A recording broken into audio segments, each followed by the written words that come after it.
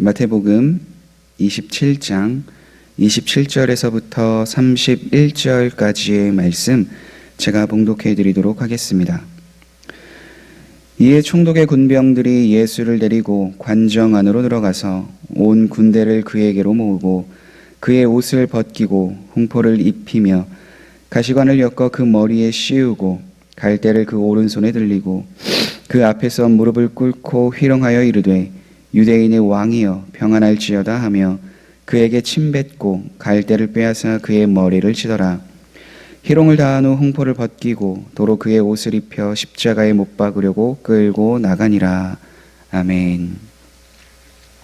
예수님은 앞서 대제사장 가야바의 앞에서 신문을 받으실 때에도 온갖 모욕받았음을 우리는 말씀을 통해서 함께 나누었습니다. 마태복음 26장 67절과 68절에 보면 이에 예수의 얼굴에 침 뱉으며 주먹으로 치고 어떤 사람은 손바닥으로 때리며 이르되 그리스도야 우리에게 선지자 노릇을 하라 너를 친 자가 누구냐 하더라. 이렇게 기록이 되어져 있는 거죠. 이미 죄인으로 취급받았을 때 받았던 그 모욕, 그것이 이젠 오늘 법정에서도 동일하게 경험되는 것을 보게 됩니다. 총독의 군병들을 다 모으고 예수님 앞에 모이게 하였을 때에도 그들이 예수님의 옷을 벗기고 홍포를 입히고 가시로 엮은 관을 씌우면서 예수님을 희롱하면서 조롱하면서 말을 하게 되는 거죠. 마치 왕관을 씌우는 것처럼 가시관을 엮은 것, 또 갈대를 오른손에 들게 하는 것, 그리고 그들의 입술에서 무릎을 꿇고 유대인의 왕이여 평안할지어다 라고 이야기는 하지만 결국 그것이 예수님을 진정으로 왕으로 여겨서 그런 것이 아니라 오늘 본문 말씀에 있는 것처럼 희롱하여 예수님 앞에 고백한 것을 우리는 보게 됩니다. 예수님이 이 땅에 오셨을 때에는 그들이 원하는, 그러니까 유대인들이 메시아로 여겼던, 그들이 바라고 있었던 왕의 모습으로 오신 것은 아닙니다. 물론 예수님이 모든 것을 주관하시고 다스리시는, 또 앞으로 다시 오실 때에는 심판주로서 만왕의 왕으로서 이 땅에 오시는 것은 분명하지만 반대로 세상이 예수 그리스도를 경배하거나 그를 진정으로 왕으로 여기거나 하는 모습은 결코 볼 수가 없는 거죠. 그러나 예수님을 믿는 사람들, 예수님을 따르는 사람들은 어떻습니까? 세상은, 제사장들은, 군병들은 예수님을 희롱하지만 예수님을 왕으로 모시진 않지만 예수님을 믿는 사람들은, 교회는 예수님을 진정으로 왕으로 모시는 삶을 살아가는 거죠. 그런데 어떻게 교회와 또 예수님이 택하신 그 백성, 예수님을 믿는 사람들이 어떻게 예수님을 왕으로 대우하며 모실 수 있을까요? 그것은 예수님이 우리를 위하여 행하신 일이 있기 때문입니다. 오늘 본문에 하셨던 일들, 당하셨던 일들이 그것을 보여주고 있어요.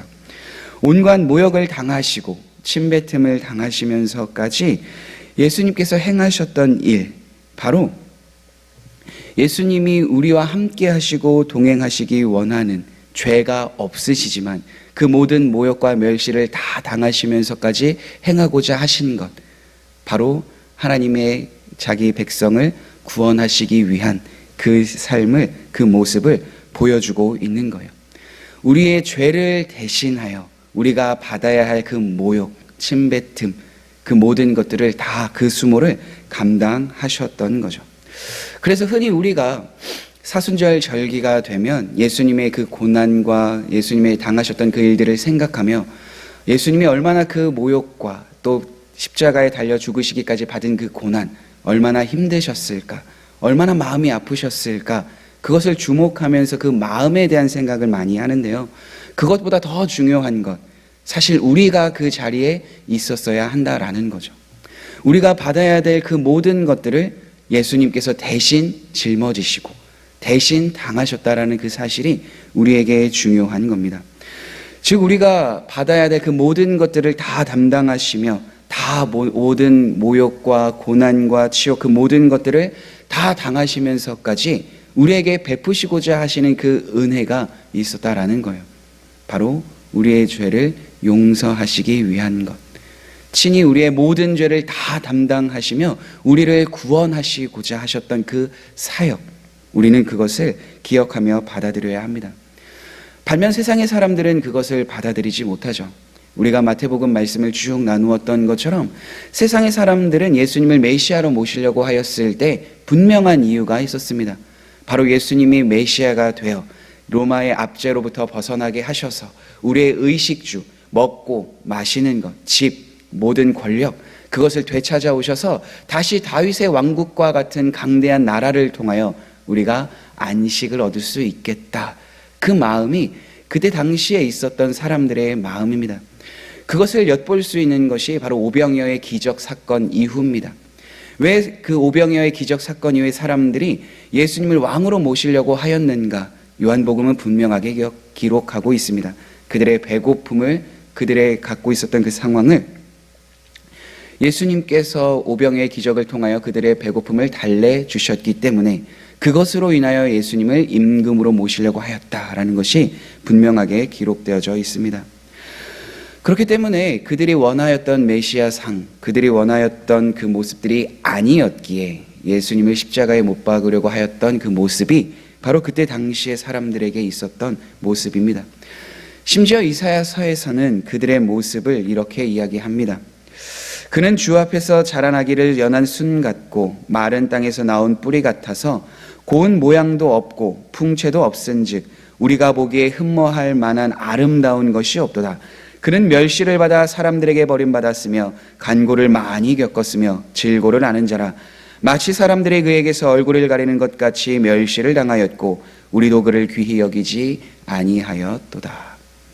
이미 모든 일을 이사야 선지자는 앞서서 예언하며 예수님께서 당하실 것, 예수님을 이 땅에 오셨음에도 불구하고 그를 진정한 왕으로 모시지 않는 사람들의 모습을 분명하게 기록하고 있어요. 사람들이 기대한 것과 다르기에 그들에게 예수님을 멸시하고 모욕하고 결국 예수님을 십자가에 못 박혀 죽게 할 것이다라는 것을 이미 경고하고 있었던 거죠. 예수님이 이 땅에 오신 건 우리의 육신만을 위해서 그런 것은 결코 아닙니다. 우리를 구원하시기 위하여 이 땅에 오셨기에 우리에게 덤으로 하나님께서 허락하여 주신 은혜가 이 땅에 살아갈 때 일용할 양식을 더하여 주시는 것이고 믿는 자들에게 하나님의 은혜와 평강을 더해 주셔서 주님을 믿고 따르기 위해서 더하여 주시는 것이 결코 그것만을 위해서 살아가려고 예수님께서 이 땅에 오신 것이 아닌 거죠. 그렇게 예수님을 믿는 사람들과 세상 속에 살아가는 사람들은 엄연히 구별될 수밖에 없습니다. 그것을 대표적으로 보여주는 인물이 바울입니다. 예수님을 믿기 전까지는 그가 예수님을 믿는 사람을 핍박하고 교회 예수님을 향한 그 사람들을 다 감옥에 가두게 하기 위해 그 열심이 있었으나 그러나 예수님을 믿고 난 이후에 그의 고백은 어떻습니까?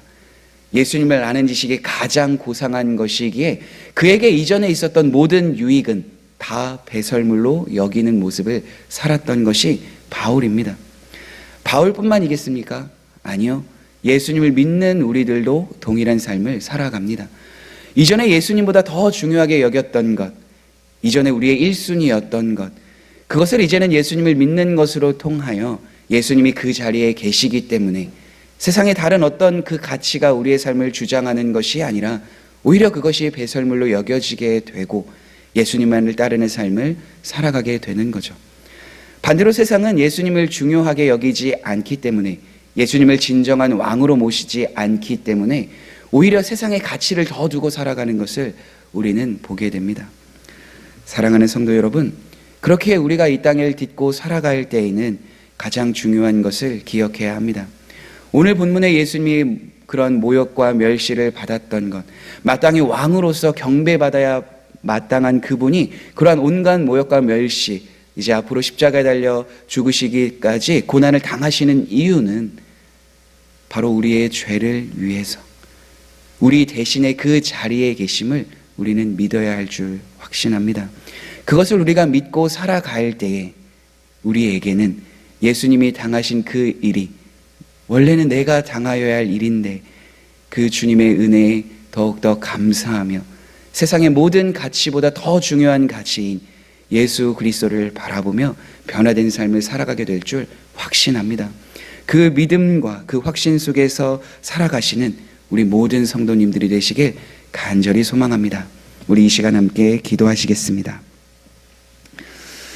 그렇습니다, 하나님. 우리가 오늘 예수님께서 당하신 모욕과 멸시, 앞으로 십자가를 지시기까지 고난을 당하시는 그 모든 상황 속에서 주님이 얼마나 아프시고 힘드셨을까, 그 모습만이 아니라 본래 우리가 그 자리에 있어야 될 죄인임을 깨닫고 우리 자신을 준비하며 주님 앞에 나아가는 복된 길을 걸어 나아가게 도와 주옵소서. 자기 자신을 부인하고 제 십자가를 지고 예수님을 따르는 것이 제자의 길이라 말씀하여 주신 것처럼 그 믿음에 합당한 길이 무엇인지 날마다 생각하며 주님을 따르는 우리 모든 성도님들이 되게 하여 주옵소서. 그로 인하여 우리의 마지막에는 예수님을 따르지 않고 예수님을 바라보지 못한 사람들에게는 영벌에 처하게 될 것이지만, 그러나 예수님을 믿는 우리들은 영원한 하나님의 나라에 거하며 그 하나님의 영광 속에 거하게 될 줄을 믿고 이 땅에서 살아가는 우리 모든 성도님들이 되게 하여 주옵소서. 예수님의 이름으로 기도드립니다. 아멘.